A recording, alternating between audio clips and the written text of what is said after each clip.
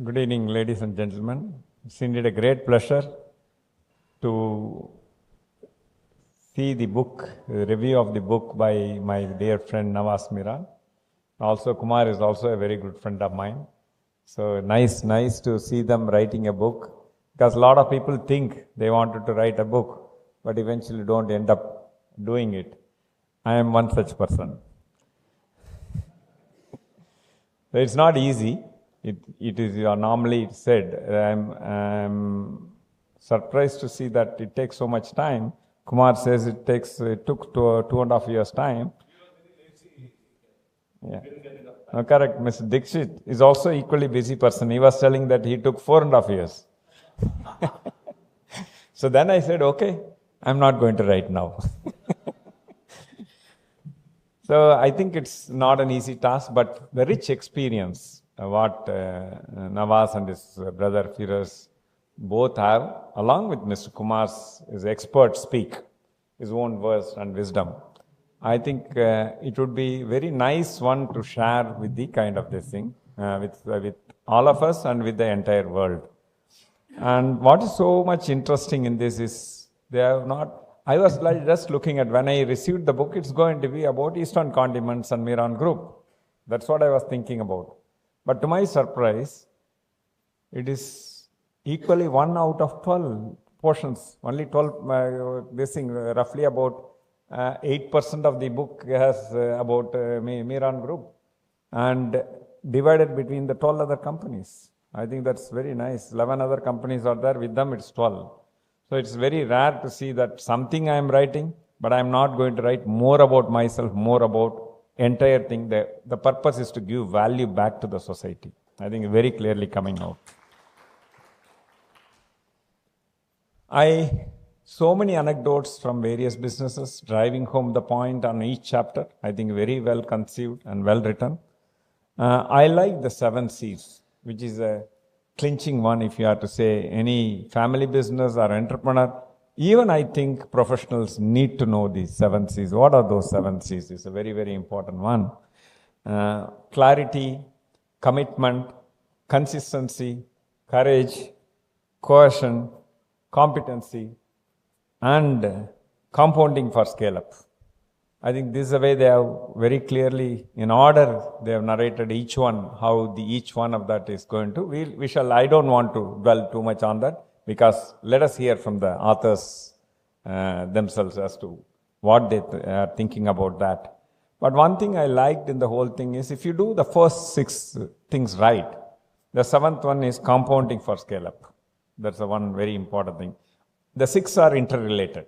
It has a kind of effect of positive synergy effect, one over the other. It feeds into another. But the 7th one is compounding all. I think that's an interesting one. You all know that business is not easy. A lot of people try.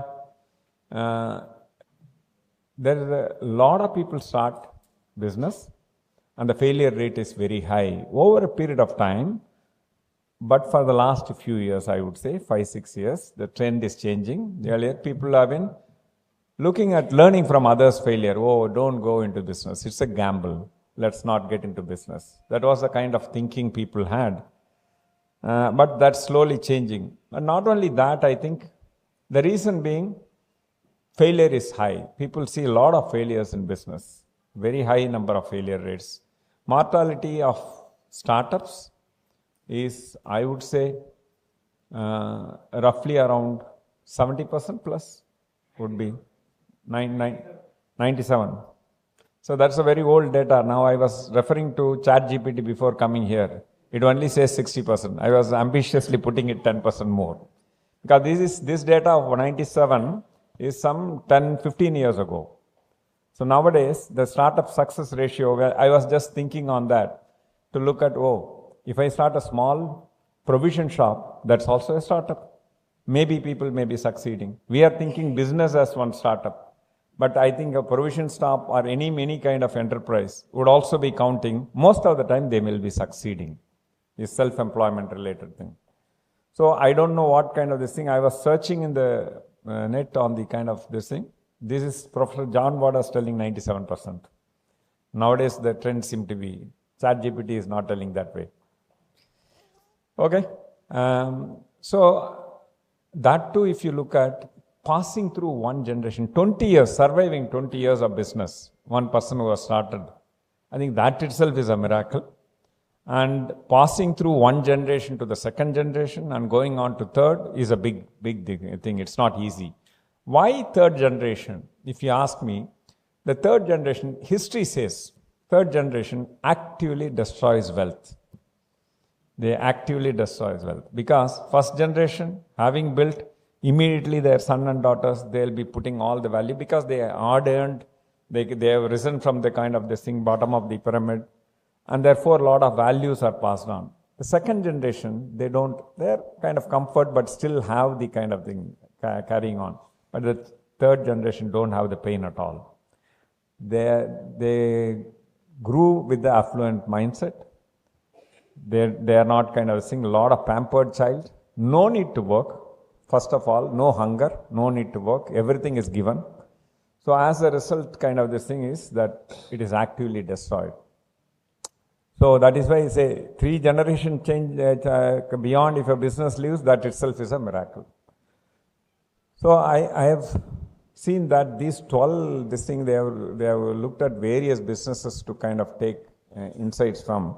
Very nice to see that what are the things that, how a business can survive beyond 3 generations. That's the whole essence of that.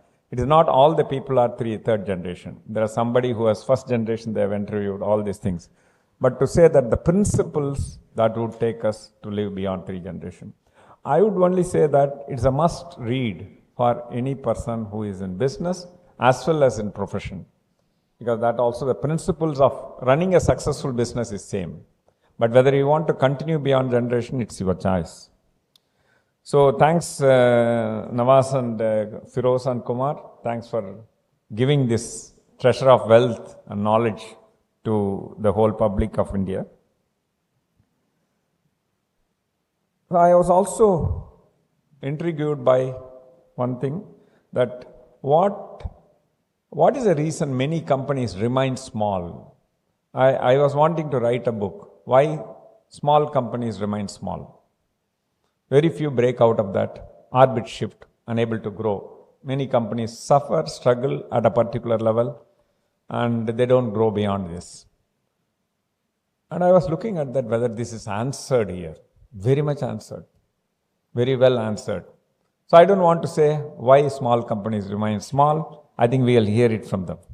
That's also an interesting one, is what I thought.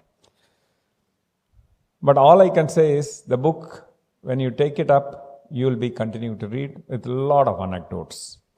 So anecdotes are plenty, interesting anecdotes. I think it is this thing that you'd love to see. Some of the anecdotes, I think I would say that is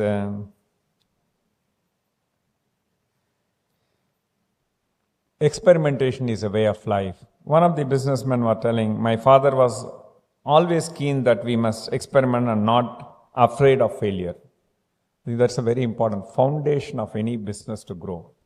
Businesses who are averse to failure, who punish failure, people who are leading the experiments, or who are punishing them, I think they will find their own kind of peril. So it's important that a very flourishing environment, the failure is not punished, the person is not punished, and we only learn from the failures is a very important one. In our company, we have one very important philosophy: fail fast, fail cheap. We believe that fail, no problem, but don't fail expensively. Fail cheap is a very important thing. Otherwise, what happens is, we have normally on our product, when you want to launch, it costs somewhere around 3-4 crores in one state, if you have to kind of think. This is the way we used to spend. Then we said, okay, we are talking of fail fast, fail cheap, but this is expensive. This is not small. Then we sat with the team and identified how can we make the failure very small. Eventually, team came back and we discussed various options with a 20 lakhs model. Interesting, no? Instead of a 3-4 crores, a 20 lakhs is far, far smaller. It is worth making, I can fail 15 times in a year with that instead of one failure. So that I think we started embracing it in the last 4 or 5 years. I think no looking back. We are able to do multiple experiments. Earlier, we used to be doing 1 or 2 max in a year, but now 15, 20, not an issue at all. So that's one I would say. Then there is no sense in punishing your future for the mistakes of your past. Forgive yourself, grow from it, and then let it go. So this is also a very nice one. So don't repent, don't brood over the past. Failure happens. Don't keep on doing that. I think these are something very interesting thing. So some places I think very clearly the cohesion among family members, between family and professionals, all these things, if it is not important, the business also fail. And that's the kind of this thing. So finally, I think the courage is one thing, what it comes, the boldness, scaling up, taking risk taking, ability to take the big risk.